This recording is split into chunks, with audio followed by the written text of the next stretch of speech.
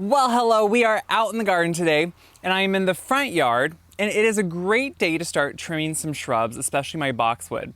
So if you notice, it's overcast today if you look at the sky, and that means I can trim box without worrying too much. So the one thing to remember when you were starting to trim is anytime you're exposing growth that hasn't been in that harsh sun at the top of that shrub, it could get sunburned once you actually trim off the top growth and expose inside growth. So you want to do it either in the early morning, late in the evening so it acclimates a little bit, or on an overcast day. So it's an overcast day, and if you notice behind me, we're along the front porch, and that's where a lot of my wintergreen boxwood are. They're a little bit different variety in the sense that they're not the dark green glossy leaf like green velvet, green mountain. They're a little bit smaller leaf, a lighter green color, but personally I love them. So these are ones that I've slowly been getting to try to match two that have been here over 20, 25 years. And slowly over time, all the others have been growing up, and every year I just prune them selectively, trim them, shape them, and that's what I'm doing today. And I want to kind of bring you along because I get lots of questions on it. I think trimming can be super not stressful, and I think we all overthink it. We all overthink, don't want to kill it, don't want to do this. You just got to trust yourself and your intuition, you're going to be fine. So let's go over what I have here and see what I'm going to do. So I'm getting set up right here, but you can see along my front porch, I have lots of these wintergreen boxwood. And slowly what they do is they just snake back and forth like this. And that is just kind of my design that I've done. But what I want them to do, and I'll show you down here, I have some really established ones. So these two are the oldest ones. And they're, like I said, 20, 25 years old. They're the nice size that I want them to get to. This one I just pruned. This one has not been pruned yet. When a shrub becomes at its established size, pretty much all you need to do every year is just shape it, give it a nice haircut. But honestly, the growth comes out, as you can see, pretty even, and it's pretty easy to shape up without too much work. What I'm working on are all these ones that have uneven growth because they're not quite the size I want them yet. So to me, you don't want to trim anything too extensively until it gets close to the size you want, because you want it to be putting on that growth and you don't want to take it all away. So if we look closely here, these ones are finally getting to the point where they're getting about the height I want them, but they're not quite the width. So the established ones are about 25 inches high, which is what I measured here. And that's where I'm starting to prune on this one, if you can tell. And you can see here, all I'm doing is starting to prune the outlying kind of overgrowth. So if you look at the side profile, you can see what we have here is where I've trimmed back here, which is nice and clean. And then you have all these pieces. So what I'm doing is evening it up, but I'm not going all the way in and making it really tight and uniform yet, because it's not quite at the size I want it to. So the important things here to remember are, if you want to make sure your mulch or rock, whatever you have, stays clean, you want to put something down. You could put plastic. Personally, I love using old bed sheets. I think they make it super easy. They're very easy to move around because they're just cotton, so they work around the plants really easily. They're pretty cheap if you want to go to a secondhand store and just pick some up if you don't have old ones, and they just work well. Also, a really sharp pruners. So I sharpen these every so often, but I also intermittently, as I am trimming, I will every so often if I need to, gunk can build up, just the sap from things that we're trimming. So every so often I need to, I'll take steel wool in here and I will trim it. And then I will oil these too as I'm going and clean them off in between shrubs to prevent diseases, things like that. So what I'm going to start doing is set the camera up here and kind of show you my process and what I'm trying to do to shape this. So some people put up string lines and put up other things to make sure that everything is even. I don't have an even plane across my porch here or even the soil to worry too much, but what I do is measure, like I said, to make sure the height is going to about match the ones that I'm trying to get them to grow to. So once I started my cuts here, what I'm doing now is just going in and I'm shaping it. What you could do is go really tight, and you could drop this down and make it really uniform and make it really tight all over. But then it's going to take a long time for that to branch out and get back up to the height I want. So instead, I just loosely trim these until they get to their established size that I want them to, and then I just keep them nice and tight every year. Then all the growth becomes uniform. So what I'm doing right now is I'm just going in with a nice sharp pruners, and I'm just lightly giving them the shape so they have a little bit more even growth this coming year and into next year. When you don't trim them and don't shape them, they start getting really out of shape. They have really erratic growth, and they don't look near as nice, but they also grow really uneven for you, so it's really hard to maintain the shape you want at some point. Now, you don't have to shape things up perfectly. If you don't want round spherical boxwood, that's just fine. Don't feel bad about that. Some people even find that that could promote too tight and compact a boxwood, which can promote diseases like boxwood blight that some people have problems with. So I'm going in though, and I'm just giving these a nice light haircut. They're still uneven, the air circulation in them is still pretty strong, and that's fine. Until they get to the size I want, I'm not going to trim these too much. I do think it's important anytime you're trimming something, especially if you care about shape, every so often take a break, step back, look at the overall shape. Every so often it is good to go in, especially to a boxwood too, and just shake it. That's gonna bring up any ones that might be bent over, getting caught under other branches. And it'll make sure you're getting it a little bit more uniform and have a nice even cut. So you may be asking, like, why am I not using just an electric pruners? I have before, I have one. I have a strong powered gas one. I find they sometimes can be a little bit more prone to tearing boxwood. If you have a really good one and a sharp one, it can work well. But after a little bit of use, I find they just tear things more, and it can make it just have this slightly brown burned look at first. I don't like that. So to me, it's just easier, and I have more control when I just do it by hand. It really, honestly, it looks overwhelming maybe at first, but once you get into it, it really isn't. So what I want to show now is a front view, and you can see this is what it looked like, and this is where I'm at now. You can see there's still little variations in how even it is. There's little holes. That's because it's just not up to size yet, and it grows a little bit unevenly before it gets to the size you want to keep it at. So until we get there, we're going to have some uneven growth, and that's okay. Don't let that stress you out. Make sure you get to the size you want before you start pruning it perfectly. Because once you start aggressively pruning it into a perfect shape, it has kind of a muscle memory and it wants to stay at that tight size. Instead, we want to make sure we get to the overall size we want, which is those down there, which honestly, these are going to be in about a year or two, they're going to get there. So I'm going to now do my next two just to kind of even them up, take some off the top, but not take them too close yet around the sides, because as you can see, I want them to get a little bit bigger, and then we'll be good to go.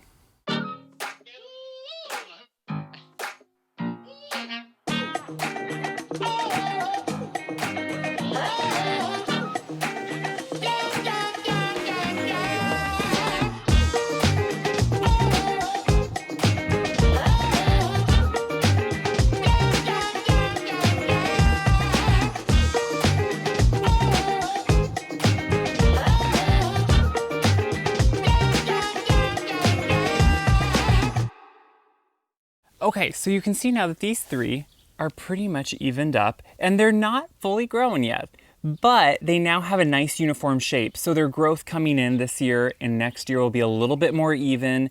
They'll keep their shape a little bit better. So that's why it's important to trim things, to me, all along while something is growing. You just don't trim them as aggressively. So these, I just wanted to lightly trim them, shape them up, but still not knock them back so much that it was going to be hard for them to really branch out and put on new growth. These will still put on plenty of growth in the next year. And now probably, in the next couple of years, like I said, they're gonna be about full grown, and it's just gonna be about maintenance and keeping them the size and shape I want.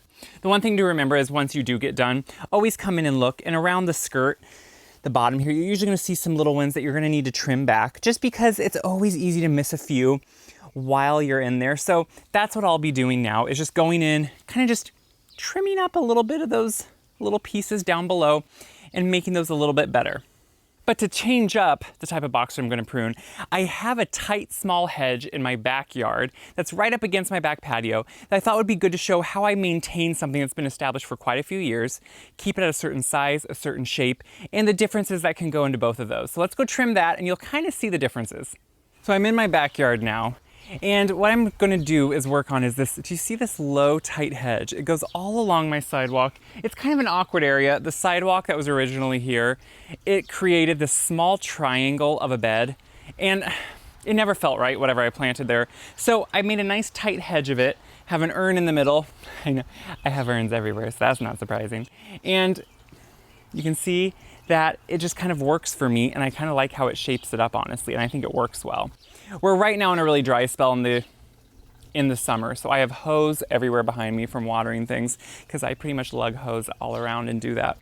But what I want to do is really work on this. This has been going for about now 10 years. I've lived here 12 years.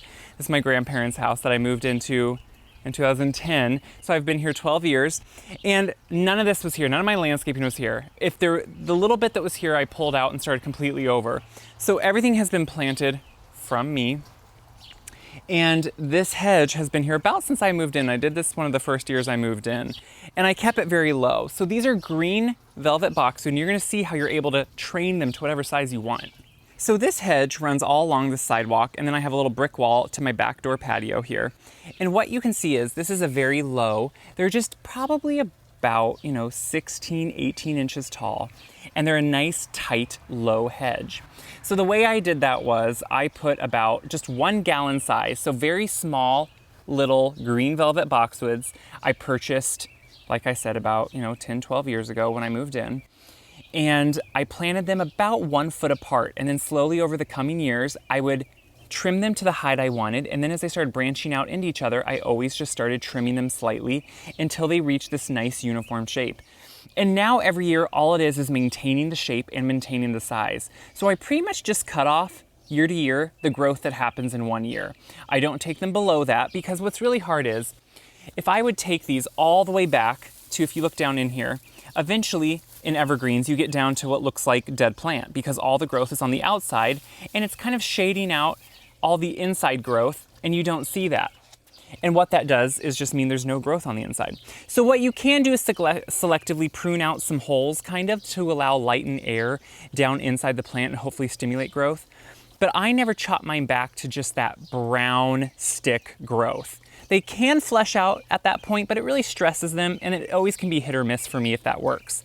So I only trim off, the few inches that grow every year and create a nice uniform shape. So these are all green velvet, so they're the darker, glossier leaf color, which is what a lot of people like. And they honestly always do really well here. I never get winter burn on these. They're close to the house. They're happy. And honestly, I probably won't even put that fabric down when I'm trimming them, because it just, it's the sidewalk and I can just blow it over and then rake it up, and I find that almost easier. So I'm gonna start pruning. So when I'm going to maintain this shape, the important thing here is, yes, this could be a place that if you want to use an electric shears, trimmers, you can do that. Again, I don't like how they tear it up, so I'm going to use a hand one. But what I'm doing is just going in and starting to make nice small cuts. And you can see I'm trying to maintain that same shape and not go too deep. Now you can go as deep as you have green growth. So if you have an evergreen and you want to go a little bit deeper and give it a little bit more of a haircut, as long as you're having that nice green growth where you're going to be fine.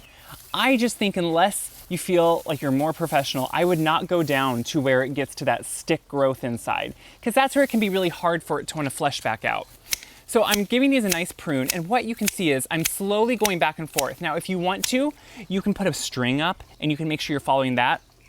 What I have here, which is really nice, since this is a brick wall, I kind of have built-in lines from the mortar in between the bricks. So I can always follow a brick line there, and then that's kind of my guide. And so I can just maintain that as I'm going, and see here how easy that is for me just to keep maintaining that. And then what I'm doing is just coming back, and I like to do these small cuts, go a little bit, then come back, shake it up, because when you shake it, you get off some of the stuff you just cut, but you also get any pieces that were starting to fold inside that you couldn't see, things like that. Now, when you're against a wall like this, the backside of it's going to be completely dead. So if I pull this away, you're going to see there's really no growth back in there. But what I do make sure to do to make so it has a nice clean top is I'll take my pruners upside down and give it a little bit of a cut. And this cleans up that corner. So the corner kind of to create what looks like a box.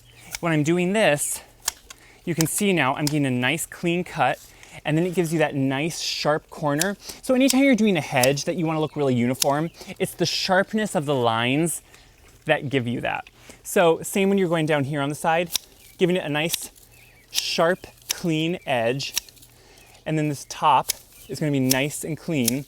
You see then how you're starting to get that up, and then it turns like a box. So that's what we're really doing. And like I said, since I've been doing this one now for 10 plus years, just maintaining the shape is honestly pretty easy. Every year, the same amount of growth pretty much comes out, and that's the growth I just pretty much need to trim back and keep my shape. So I'm gonna keep pruning this then when I get down here a little bit, you'll really start seeing the shape of it. So I've pretty much trimmed up, you can see now, an even playing field, trimmed up last year's growth, made it look a little bit more uniform. Now I will admit, I am not perfection when it comes to this. I like to leave a little bit of natural element. It's not perfect, but I don't want it to necessarily look completely uniform and perfect. I like a little bit of that shagginess. So after shaking it, if there's a little bit of a more untrimmed look, I'm okay with that. I just want the overall shape. But as I'm doing this, you can see I kind of left a little area here. But what this area has is a little bit of dead. So this is very normal. Every so often in any tight shrub or any shrub in general, you're gonna have some dead year to year. So I will go in and prune this out. You can sometimes just break it off with your hand or get a pruner's. But what you do when you do this is you will actually promote some new growth. So when I'm pruning this out, it looks like a hole at first and you're really worried. But I think you'll be surprised that when you come in here, this is now gonna give new light and air in here, and new growth will come out. So like, do you even see on this one down in here? See those little leaves right there? Those are brand new little boxwood leaves right here. And those are gonna branch out. And so in this area, it will fill in. So this has happened before in this area. You don't see anything after a few seasons and it goes away. So don't be worried if you have to kind of prune out an area and think, oh no, I have a hole, it's gonna look awful. We all have it happen. These things happen in a garden. A garden is a living, natural thing. You can't control every aspect and have it look perfect. And the gardens that do look perfect have a lot of workers in them that are always doing it. So if you're like me and it's just you doing this, you're gonna have things like this and that's okay. So I'm just cleaning up kind of this last little area. And you can see I use the sidewalk as a guide on the bottom. I use my brick ledge as a guide on top. And then I'm just done. And that's the thing. You could go forever kind of sit here and try to make it perfect. I leave that to the people out there that can do it perfectly. I like this, and I think this is done now for the year. It has a nice uniform shape. Now, like I said, I did not lay down any fabric or plastic here because it's on cement. So I will just use my leaf blower, blow it out into the yard, rake it up. It makes it nicer. If it was down in my mulch or in some type of rock bed, then I would lay something down so it's easier to clean up and doesn't get down.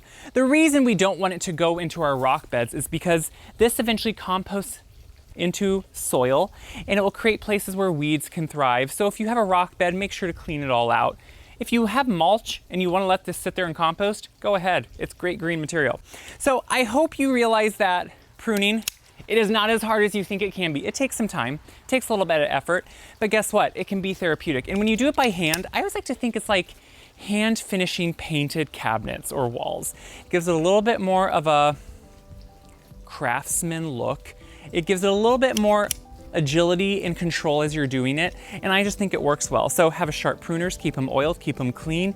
You'll be good to go. As always, share this video around because it helps me, but it helps everyone else see that guess what? If this guy in Iowa can garden out here, anybody can do this. It's pretty doable. It's fun. Try it out. We all fail at times, but in the end, we succeed some too. So check my website, wyseguide.com, for tips, for tricks, and recipes for when you get tired of working outside and want to go eat something. I'm gonna clean up, then I'll be ready to go in.